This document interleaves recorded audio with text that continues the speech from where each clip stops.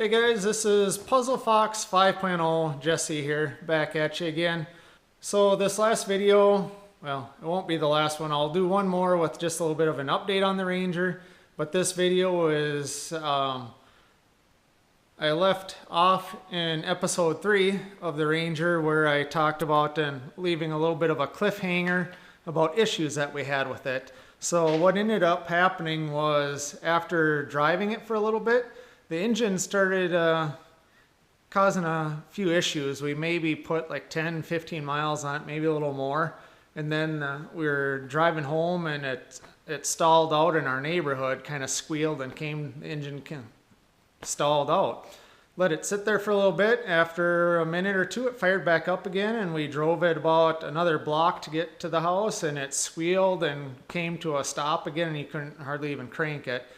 I went back out the next day. You could fire it up, and the engine just squealed the whole time it was running. So I figured damage was done, so I ended up driving it up. It was just down at the corner of the block, basically. Drove it up and put it in the garage and shut it down and started tearing into the engine. So that's what I'll be talking about here and showing what we found, and then I'll just come back to you at the end of the video.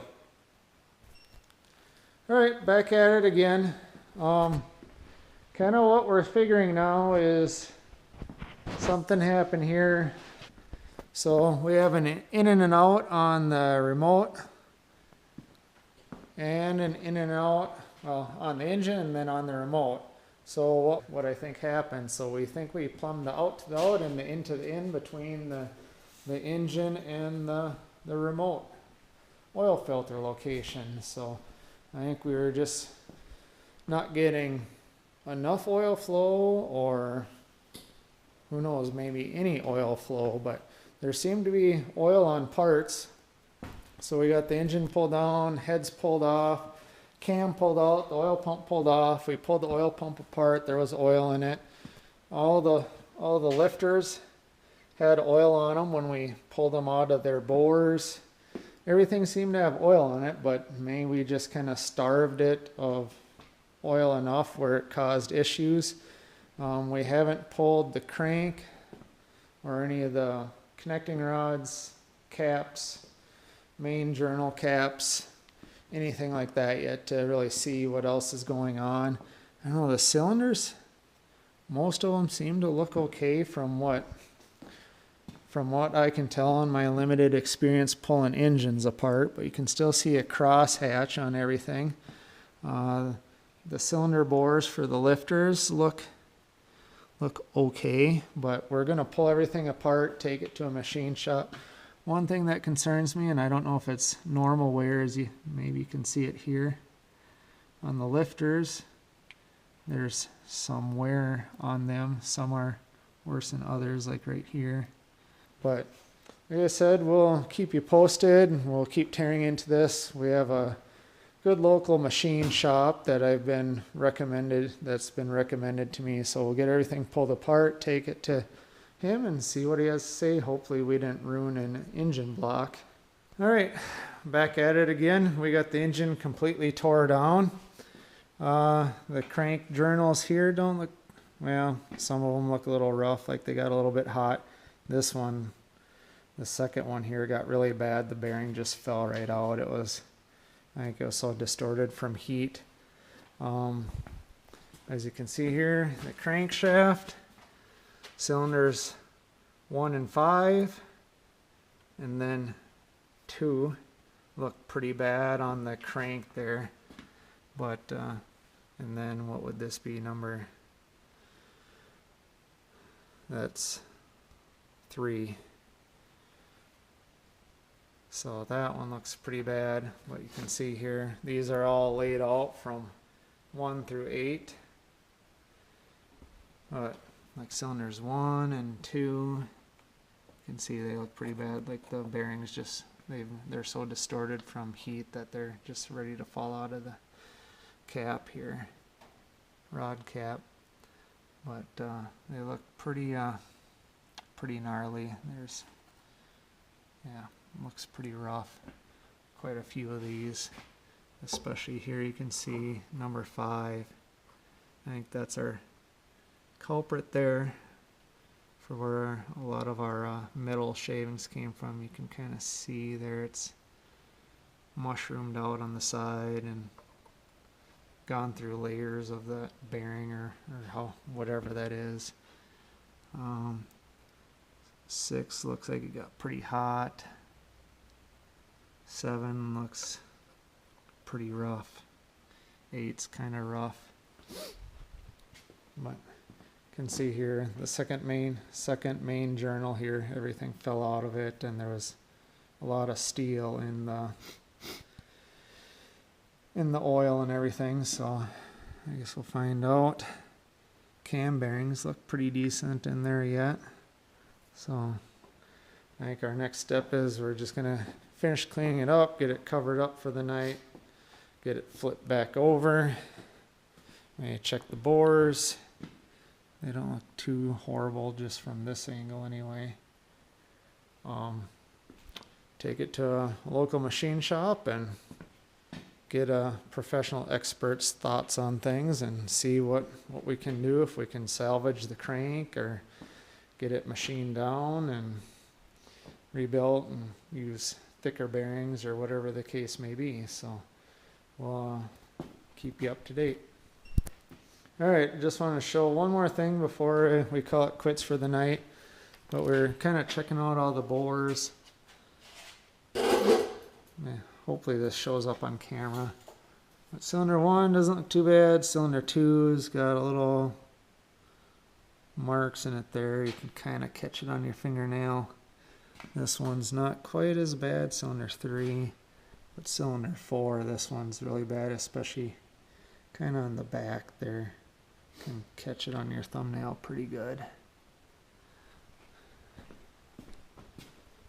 And cylinder 2, or sorry, not 2, cylinder 5 looks okay. Cylinder 6 has a few marks in it. Cylinder 7 is, and cylinder 8 is not quite as bad as cylinder 5, or sorry, cylinder 4, but it's pretty sketchy. So we're kind of wondering they might have to bore this thing out a little bit, make our 302 a 306 at least, and depending on what they tell us about the crank, we'll see where we're going from here. So hopefully it's salvageable. Hopefully we can do something with this bugger, because we want to see it powering this thing again. All right, it's a few days later. We're back out in the garage again. So as you can see, we got the engine back again. So maybe I'll just kind of walk through what they did, or what the machine shop did. So we took it over there. Like I showed you, we had some, it looked like some marks, and it looked like scoring to me in the cylinder bores and a couple of cylinder bores. Some of these crankshaft journals and Conrod journals were getting a little bit discolored and had some marks on them from basically some spun bearings, basically, where we had the bearings just kind of falling right out of the rods. And I think it was this journal, main journal here, the bearing just flopped right out. But luckily, he said he checked the crankshaft and all he had to do was polish it up. So this is still the same crankshaft. As you can see, all the journals look pretty good, nice and silver again. So we're just getting back started again. We got the cam installed in the block, bearings installed in the block, and the crankshaft set in here, obviously. Just our simpleton selves working on it again. It's the first time Owen's had a big engine pulled apart, and not like I'm any sort of expert, so we're just kind of your typical garage shade tree mechanics here, working on putting this engine back together. So I think Owen doesn't have to work this weekend, and it's Thursday right now, so put in another day of work and hopefully be back out here tomorrow night and through the weekend. And maybe, just maybe, by the time the weekend's over, we'll have that thing dropped in here and running again. So, yeah, doing big smoky burnouts. But we'll keep you posted as things progress here. Well, we picked this up on Thursday, started putting it together. We just had the crank and the cam in on Friday night. Came back out last night and got all the pistons in and the cylinder heads on. Came out this morning, masked everything off. We didn't have the intake on it, didn't have the oil pan, the valve covers, so on and so forth, anything on the timing cover forward, and masked it all off. Owen got some black paint, painted it up, and then he tried to sand down all the valve covers and repainted those, and he sanded down the oil pan and repainted that. So, but we got everything pretty much together. Followed some stuff that we found online for torquing down the rockers and that sort of thing. So this is where we're at now. We're about ready to get it off the stand. Just got to get the plug back in here for the cam. Don't have a plug in there yet. I'll put that rear main seal in. Then we can start getting the block plate and the clutch and everything on, and then we're gonna start dropping it in the trucks and see how far we get tonight. It's about 8 o'clock in the evening right now, so we just want to see how far we can get and hopefully have this thing running tomorrow. All right, it's about 10:30 on Saturday night. Got the transmission cross member in and just kind of got that loosely bolted in, and got the engine down on the motor mounts, so making progress. Well, it's Sunday night, about 6:50 p.m. We're going to take a little break for dinner and have something to eat, but we got everything back in. Got all the accessories on, all the coolant lines hooked up. I don't like how this really looks, but got the battery in. We're going to start it up without an air filter again. All the headers are in, electrical's hooked up. We had an issue with trying to get this routed in a good spot for the TFI module on the distributor, so we routed it a little bit different way. We weren't sure about gauges, so we did go buy some little, just some El Cheapo gauges from the auto parts store here, and we actually used a drill bit with a 1/4-inch drive and an extension and ran that down and primed all the oil pump and everything, and made sure we had oil pressure at the gauge there. So it looks like everything should be good to go. All the fuel lines are hooked up. We hit the key and made sure the fuel pump kicked on. Yeah, and we got our aftermarket coolant temp there, and this Teflon line with our oil pressure. So we're about ready to fire. We think we'll do it yet here. Hopefully we won't disturb the neighbors too bad running open headers, but we're gonna try to get it fired up tonight and hopefully take it on the road tomorrow. Try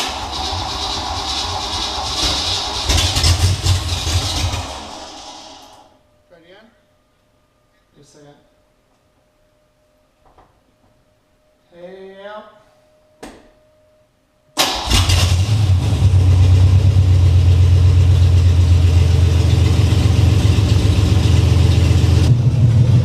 Got it running. How much oil pressure, Owen? It's over 75. 75 psi of oil pressure. That sounds pretty good. Still sounds like a little lifter noise, but I don't know if I'm just hearing things or if that's legit or not.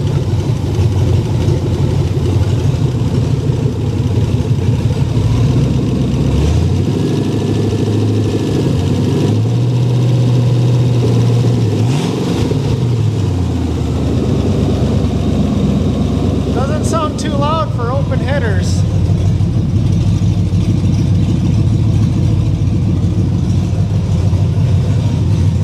How long have we running? About 10 minutes now? Not 10 minutes, maybe about 5 or so. I think it's been longer than 5.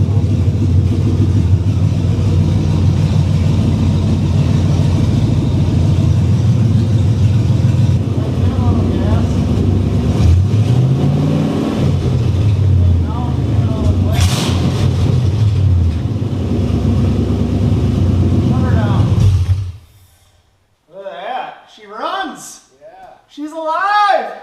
yeah. So ladies and gents, that was the first start of the, well, slightly rebuilt engine. We didn't replace pistons, but we did re-ring it, new bearings, new oil pump, resized the rod caps.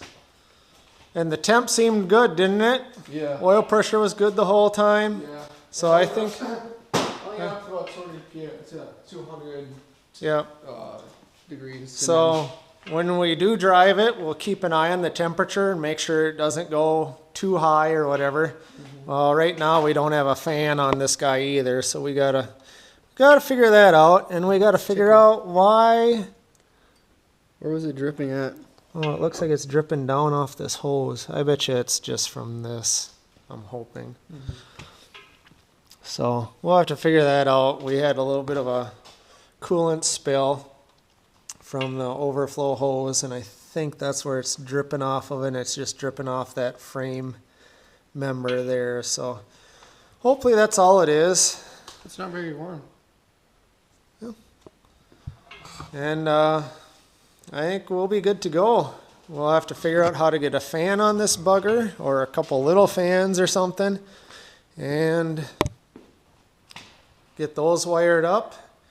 That'll be pretty much it, and then it'll be time to drive a little, and then we're going to rebuild this 8.8 out of an Explorer 373 traction lock rear end and put that under here. Hood and stuff, of course, too. Yeah, and we got to get the hood on, but that's not a biggie. So we're out breaking in the truck. Got decent oil pressure. I'm wondering if this temp gauge is right, but we don't have a fan on it. But we're just out trying to get it broke in, ring seated a little bit, that sort of thing. But it seems to be running pretty good and strong. Oil pressure is good. Temp's not getting too high. I'm kind of wondering if that temp gauge is accurate, since it's, yeah, just make a U-turn here.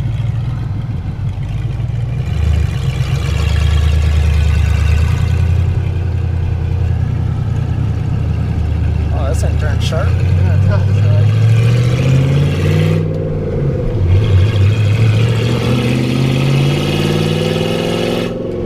Temp gauge says 230, but I don't know how right that is, since it didn't even show temperature until it got up around 190.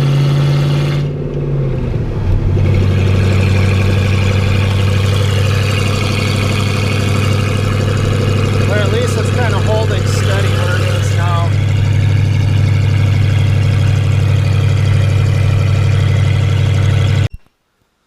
So it's a little bit later. We're talking about December 6th now, but Owen's finally been driving his truck. You can tell it's a little bit dirty here, kind of working the bugs out of it. He's working on getting kick panels mounted, getting the computer mounted over there.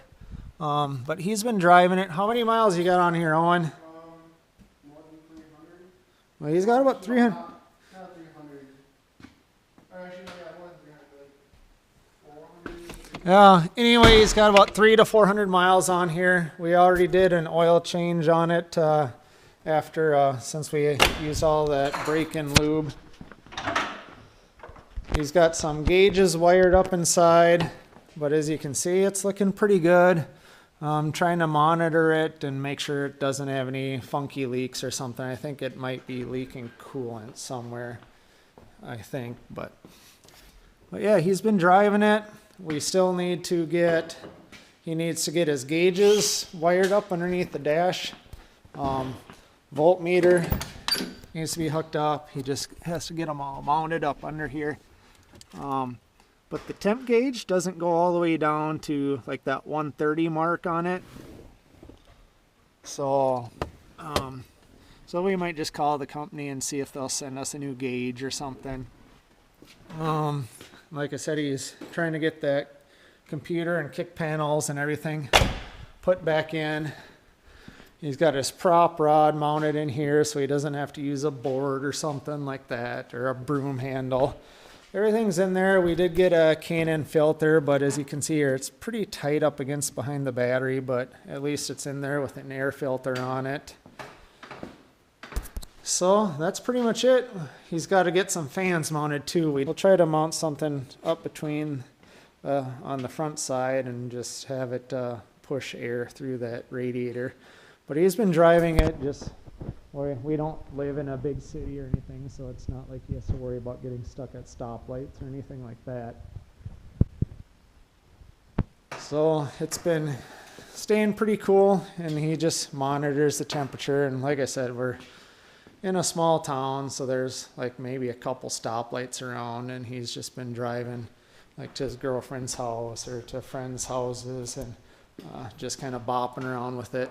It still is running long tube headers, so that's another thing. So we actually went to a muffler shop, and they're gonna do some dual exhaust, and he actually cut out the running board you can see right there. So he's gonna have the exhaust come out ahead of the right rear wheel here, and just have a dual in, dual out, just a little muffler on there. So it'll probably still be pretty loud, but it should take some of the harshness away from the noise. Actually still running the stock drive shaft on there, and it fit in there just about right. So I don't think we have to worry about that too much. We do have, it is that open 7.5-inch rear end, but we do have this rear end with disc brakes and everything on it out of a Ford Explorer that we are going to get cleaned up and go through that. But I think he'll probably run it like that through the winter. And he's a senior in high school, so we're thinking we'll just let him run it through the winter, and we'll actually put it in storage at Grandpa's house, hopefully. And lives out on a farm, and he has a lot of storage space and some sheds. So we'll probably actually end up putting it in storage for while he's in college at least, and maybe if he comes home in the summers or whatever, maybe we'll go get it out. It does still have those crappy kind of weather beat tires, but we're hoping those will at least get them through the winter. That's probably going to be about the last of my updates on the Ranger, so pretty excited about that, and going to start tearing into the next project. So that's about it for the build of the Ranger, or at least up to the point we have it at right now. Kind of what I showed in the video is kind of where the truck's at right now. He's been driving it and enjoying it just because he hasn't had a ton of time to work on it. He's pretty busy kid with school and some other activities outside of school working, and he's on the ski team. So he doesn't get a ton of time to work on the Ranger.